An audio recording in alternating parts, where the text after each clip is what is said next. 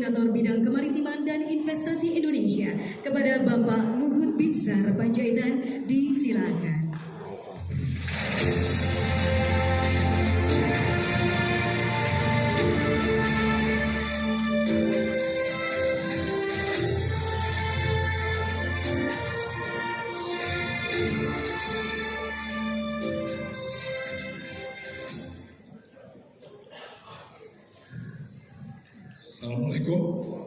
Assalamualaikum warahmatullahi wabarakatuh. Bapak Kiai Anwar yang saya hormati, Lirboyo Kediri, Mutawakil dari Pak Kiai Hasan Sibo yang saya hormati, kemudian Pak Ahmad Azaim Ibrahim, Sabilia Sukorejo, Pak Kiai Abdullah Fakih, Langitan Tuban, Pak Kiai Alfar Fazi, Kandeng Lagi Malang, Pak Anwar Iskandar, Kiai dari Kediri, Pak Khalil Sidogiri, Pak Khalil Asad, Syamsul Arifin, Wali Songo Situbondo, ya, Haji Abdul Hakim Teguh Ireng Jombang, juga Pak Nur Asadik Iskandar Banyuwangi, Pak Kiai Hasan Wahab Jombang, dan juga saya pikir ini Ketua Umum DPP Habitran Indonesia, Pak Kiai Dr. Hasan Hasib Wahab, dan khusus teman saya Pak Kiai Kikin hadir di sini. Ya, ini beliau Teguh Ireng ini ya teman lama saya, orang NU mungkin yang termasuk paling kaya. Ya.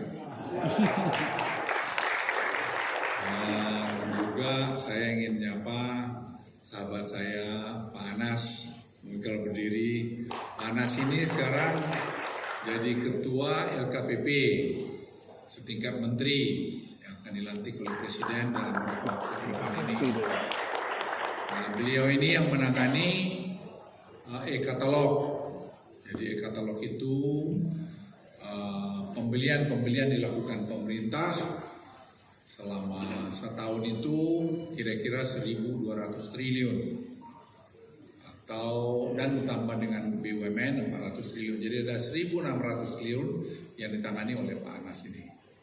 Jadi banggalah orang ini beliau sebagai satu orang hebat menurut saya, karena saya waktu diminta untuk mengurusin e-katalog ini saya bongkok-bongkok gak selesai. Akhirnya datang Pak Anas itu saya lihat sudah bagus, dan sekarang sudah tembus 1 juta yang masuk ke dalam. Dulu 200.000 aja tidak bisa masuk. Dan juga ada sahabat saya sini, Dirut PLN, Pak Darmo Prasojo, ini juga NU asli. Nah, dia ini anak PLN, dan dia yang minta ke saya nih. Kemarin kami diskusi panjang lebar, bagaimana memberdayakan pesantren yang langsung, yaitu tadi melalui listrik atau energi kerakyatan. Jadi menghadapi sekarang krisis energi dunia ini, kita mendorong pesantren itu menjadi bagian dari pelet. Nah, pelet itu dilahirkan tadi bisa dari sampah macam-macam itu yang dikumpulin sekarang diprogram. Saya kira nanti Pak Kikin juga seorang bidang energi bisa juga sama rame buat itu. Dan juga tadi kita bikin dari pohon kering itu kita buat. Jadi kita tunjukkan bangsa ini bangsa hebat. Nah, pesantren mempelopori.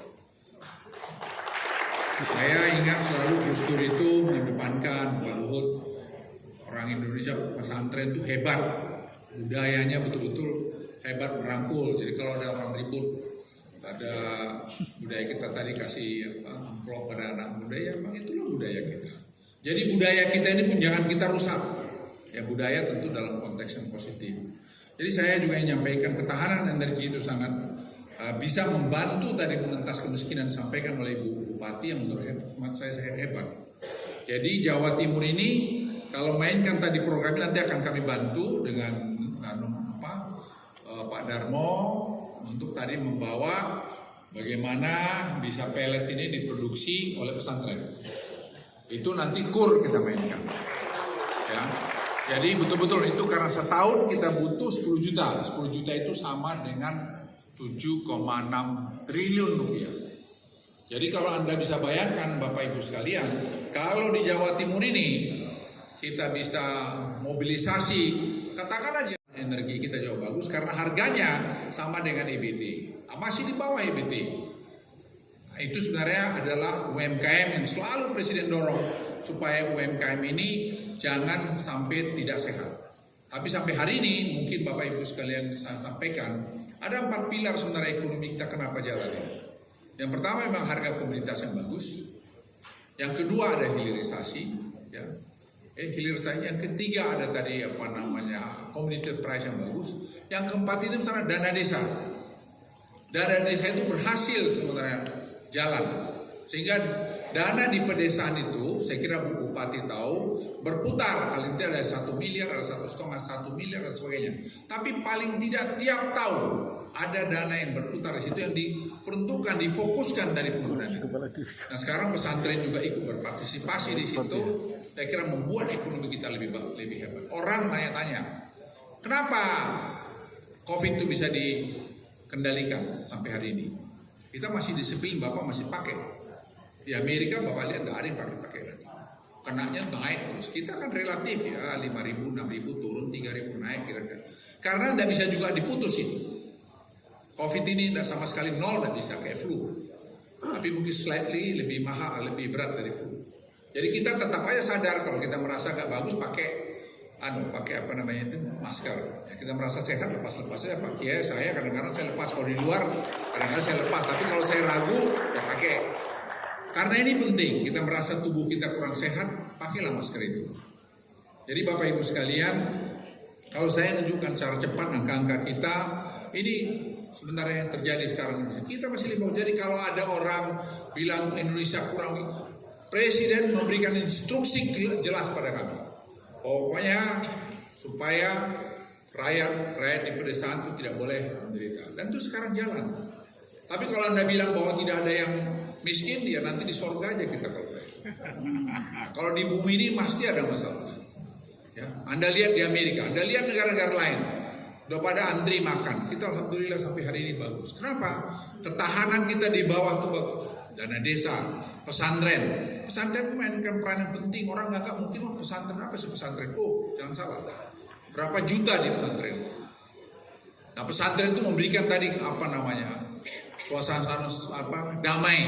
Jadi saya mohon nanti Bapak Ibu sekalian, kalau ada pemerintah buat kebijakan ke depan, misalnya kita tunggu aja nanti pengumuman Presiden. Banyak yang berkomentar atau ada yang berkomentar kiri kanan tidak tahu utuh ceritanya. Tidak tahu utuh ceritanya. Kan sudah banyak kita buktikan. COVID dulu kritik kita, bilang oh ini harus lockdown apa segala macam. Kita cari yang terbaik, kita tanya ahli-ahli kita putuskan terbaik. Peran TNI Polri kita mainkan, mereka tidak tahu bahwa TNI Polri itu mainkan peran yang sangat hebat. Jadi Bapak Ibu sekalian, kalau kita kompak, tidak ada yang tidak bisa kita selesaikan. Tidak ada. Jadi nanti pun kalau ada kelangkaan energi yang disebut-sebut di dunia ini, bukan Indonesia saja, ada program pemerintah menaikkan ini, Bapak Ibu saya titip, teman-teman pesantren, Bapak-Bapak Kiai, jangan pernah terpengaruh dengan itu. Nah, kalau ada dia macam-macam suruh ke saya aja nanti Pak Kiai. Nanti sama Pak Kiai kita jawab, kita ajak makan dia. Nanti kalau dia tidak benar kita suruh dia yang bayar makannya. Baru dimakan. Nah kalau ekonomi kita lihat makin baik, jadi tumbuhnya. Kalau kita lihat juga tadi inflasi dan sebagainya juga bagus. Ini yang menjadi masalah kita ini pangan ini Pak, merah ini. Merah itu kan naik dia, ya merah. Kalau energi semua ini masih kita cukup bagus. Inflasi kita juga masih cukup bagus. Inflasi kita kalau saya bicara angka dikit ya pada Bapak Ibu. Tadi saya bicara pidato ini di Bali tadi pada para tadi dok? Oh unicorn itu bule-bule. Saya bilang pada dia, kau cari di negeri dunia mana lagi yang seperti kita ini? Mereka pada tepuk tangan. Dan saya bilang mereka, Jangan kalian pikir ada yang bisa dikte Indonesia. Nggak ada yang bisa dikte Indonesia. Kami itu bangsa besar. Seperti lagu yang tadi saya suka benar liriknya itu tadi itu. Liriknya ya itu pusaka hati wahai tanah airku. Ya, cintamu dalam imanku. Dalam itu. Tadi ayahanda almarhum yang membuat lagu itu. Zaman itu loh sebelum merdeka. Sampai kalau itu janganlah halangi nasibmu. Bangkitlah hai bangsaku. Pak, message ini very powerful Pak. Jangan main loh. Ini NU yang buat sebelum merdeka. Pusaka hati wahai tanah airku, cintamu dalam imanku. Bayangkan itu. Jadi NKRI jangan diganggu-ganggu. Siapa yang bikin berita-berita bohong itu mengganggu. Itu bapak-bapak, ibu semua harus pegang. Anak-anak muda, kalian lebih muda dari saya. Ayo, kita lawan orang-orang yang mencoba memecah belah bangsa kita ini. Janganlah halangkan nasibmu, bangkitlah hai bangsaku. Hari ini kita bangkit sudah jalan ini. Jadi jangan ada yang coba-coba menghalangi kita. Bapak Ibu sekalian, kita untung ada Presiden Joko Widodo yang begitu memberikan contoh ketauladan dalam memimpin. Anda, saya semua, beliau tidak pernah sesport seperti saya. Beliau tidak pernah lemhanas seperti saya. Beliau tidak pernah jabatan yang aneh-aneh, tinggi-tinggi segala macam seperti saya. Tapi beliau mampu memberikan contoh ketauladan kepada kita dan kepada saya juga. Oleh karena itu saya titip pesan, apapun tadi ini Bapak Ibu sekalian, Bapak-bapak Kiai yang saya kenal, Kiai Iskandar saya kenal, Kiai, banyak sekali Bapak Kiai yang menurut saya juga memberikan contoh. Saya belajar banyak dari Gus Dur, sangat banyak. Di skala beliau sudah turun jadi presiden, banyak mungkin yang tidak memperhatikan beliau. Tapi saya banyak berkomunikasi dengan, sehingga banyak saya nyerap dari beliau. Bagaimana kebangsaan, bagaimana keimanan, bagaimana melihat kemiskinan, bagaimana melihat bangsa, dan bagaimana kita beragama dengan benar. Saya pikir ini Bapak Ibu sekalian, ayo kita mau. Mari kita bersama-sama melawan ini semua. Tadi yang merah ini kita nanam cabai. Kita para tokoh di pesantren-pesantren juga kan nanam cabai kan gampang. Saya di rumah saya di Mega Kuningan, saya aja nanam cabai. Bapak boleh lihat tuh. Nanti Pak Kiai Iskandar kalau sana lihat saya tanam cabai. Ada 5 saya tanam cabai sana, 5 pohon. Boleh Bapak nanti datang lihat, buktikan sendiri. Oh Pak Anas nih, nanti biar Pak Anas yang lihat, sering ke tempat saya. Saya nanam apa lagi? Bapak nanam bawang, pesantren suruh nanam bawang. Dia usah ke pasar dulu, beli aja itu.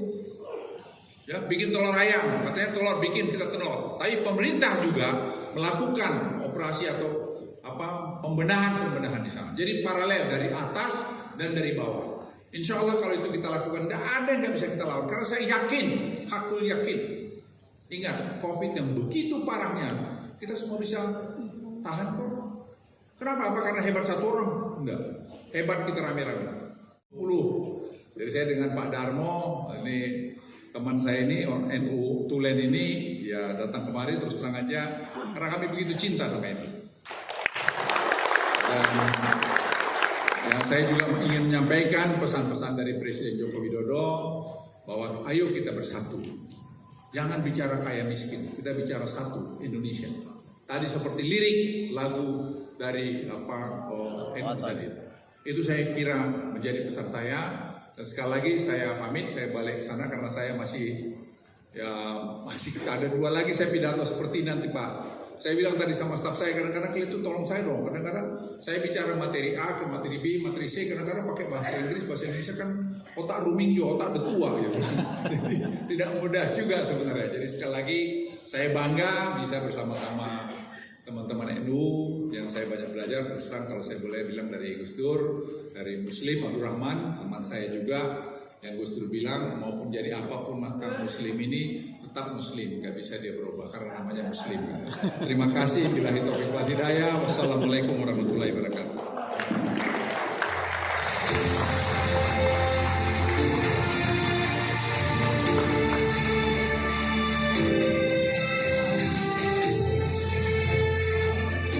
Baik, kami ucapkan terima kasih dan mohon berkenan untuk bisa berfoto bersama. Mohon berkenan untuk bisa berfoto bersama. tentu saja tamu-tamu VIP terutama dari teman-teman HPN ya. Betul sekali. Yang sekarang ini juga menjadi ya. Mohon untuk dibatasi ya jumlah yang bisa berfoto bersama, dari panitia bisa Membantu untuk bisa ya. Inilah adalah acara yang sangat luar biasa dan tentu ini menjadi kebanggaan bagi Himpunan Pengusaha Nahdien, para pengusaha NU yang hari ini semua juga berkumpul. dan juga tentunya ini sebagai kebangkitan ekonomi Iya. Nahdien ya jelang 1 abad NU. Betul, karena sesaat lagi Bapak Menteri juga akan bergeser. Beliau juga akan menuju pendopo untuk. Baik, selanjutnya kita akan bersama-sama mendengarkan doa.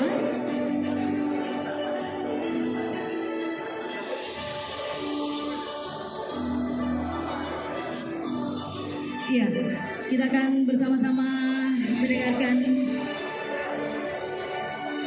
doa, dan doa nanti akan dipimpin oleh Ketua Dewan Pembina DPP HPN yang sekaligus juga Wakil Rais Amsyuriah PBNU Kiai Haji Anwar Iskandar.